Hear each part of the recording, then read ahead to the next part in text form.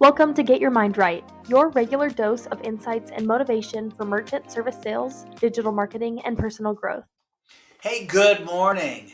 John Johnson here, and welcome to Get Your Mind Right, the world's only podcast for payment technology and digital marketing sales professionals.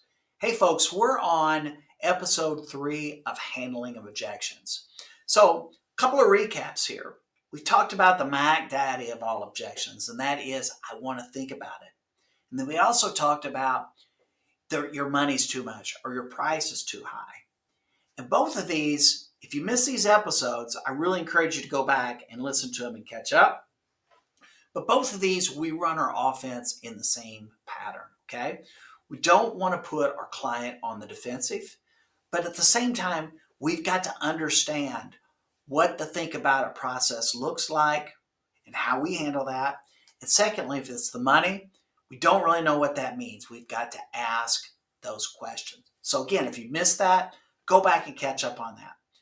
So our last example we left on was a digital marketing package. And as you know, there's a cost justification that, and generally the client is paying some sort of upfront fee on that. And there's also a monthly cost to that.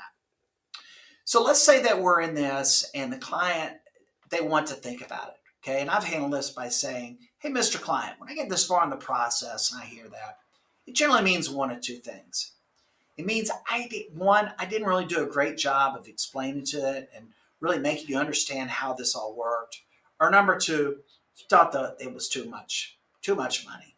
Okay, and then we're going to go through our process to peel that back and understand what too much money means. But let's say that we get down to it and the client, in fact, mouths the words to you, it's the money. It's told you your price is too high. Now, this is where the rubber meets the road. If this is the real objection, guys, again, this is fantastic, okay? This is really an easier one. What I've just got to do is to negotiate the deal with the client, right? Again, I gave him the chance to say, hey, you don't think it'll work for you. He didn't take that objection. He says it's too much money. So let's say the client comes back and I say, I say to the client first, well, how far apart are we? How much do you think is high? And the client says, well, it's $100 a month too high. Well, for you folks who have been trained on digital marketing, that's really kind of an impossible thing for the client to say. And generally when they say that, if we've done a good job on the proposal and we've shown them their return on investment, and the return they're going to get based on what they're spending on this, okay, $100 is going to be nothing. So keep in mind, a lot of times is that client has one of two things going on. They have a budget in mind and you're over that budget, or number two, they just don't want to pay what you're asking.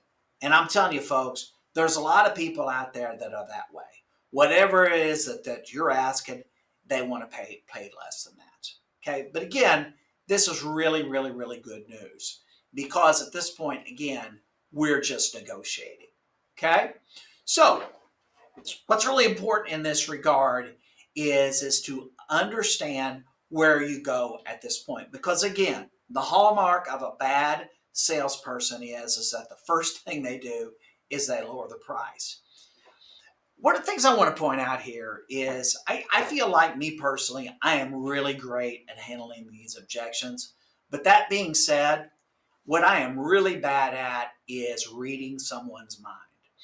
And I've been at this a very, very long time, and I'm making assumptions. And I'm seeing how people are reacting to what I'm saying in a presentation. I'm seeing if they're paying attention. I'm watching their body language. And it's astounding to me how many times I am completely off the mark in what I think is going on in their head and what's actually going on in their head. Okay? So, how do we apply that to our strategy when someone says that our $100 a month is too high? Well, once again, what I'm going to do is I'm going to go back through my proposal, through the return on investment, and I'm going to show them that they're going to get that $100 that they perceive as quote unquote too high many, many, many times over with the proposal that I'm offering them. That is the beauty of these digital marketing proposals.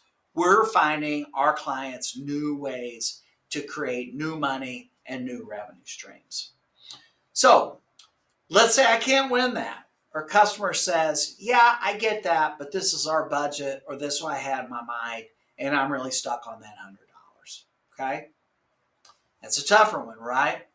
Well, at this point, what I'm going to do is I'm going to break the offer into pieces and options, and I'm going to find out how good I was, or in my case, how good I was not about understanding how the client reacted to my proposal. I'll give you a good example.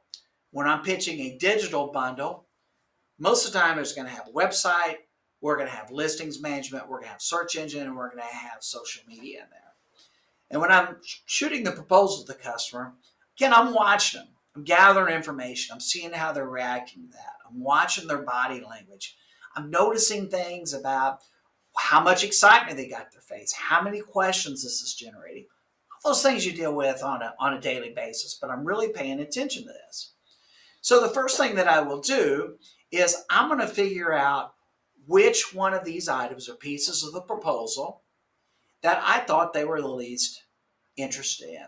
And for the sake of argument here, I'm going to pick social media out. Okay? If the guy told me that it was $100 a month too high, my easiest thing I'm going to do is I'm going to say, well, Mr. Client, how about we just carve out social media? And that's not just going to cut $100 a month off your proposal. It's going to cut $150 a month off the proposal. Okay? And here's what I'm going to find out. First thing I'm going to find out is that I was right.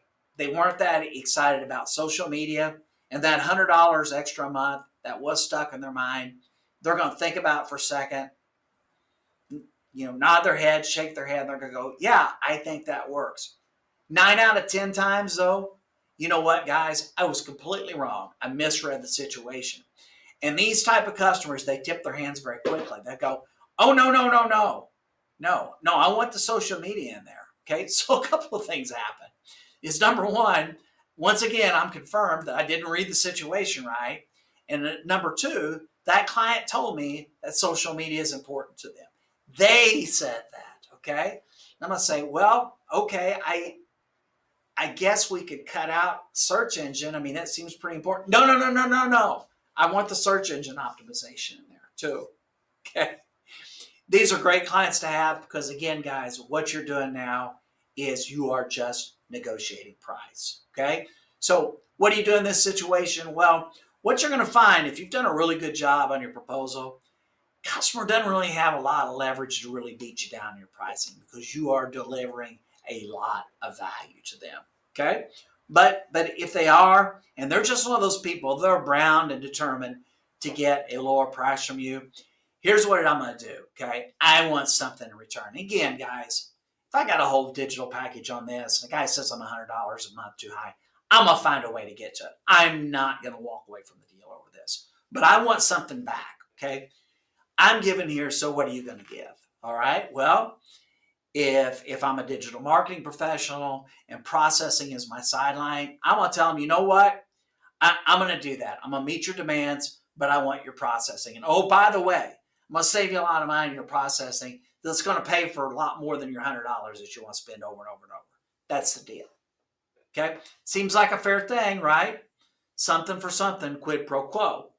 The other thing is if I got a guy who's just got his arms folded and his hobby is beating down salespeople down to their bottom dollar, you know what? That's okay too. But here's what I'm going to do. I want to still get something of value to this guy. And if you followed the process and you've done what you're supposed to have done, you've already scoped this client out on LinkedIn. You've scoped him out on social media. You know who this client knows. You know other business owners or family members that own business. And I'm going to name those folks by name. I'm going to tell you what, Bob, here's what I'm going to do for you. I'm going to meet your $100 price concession here. But here's what I want from you.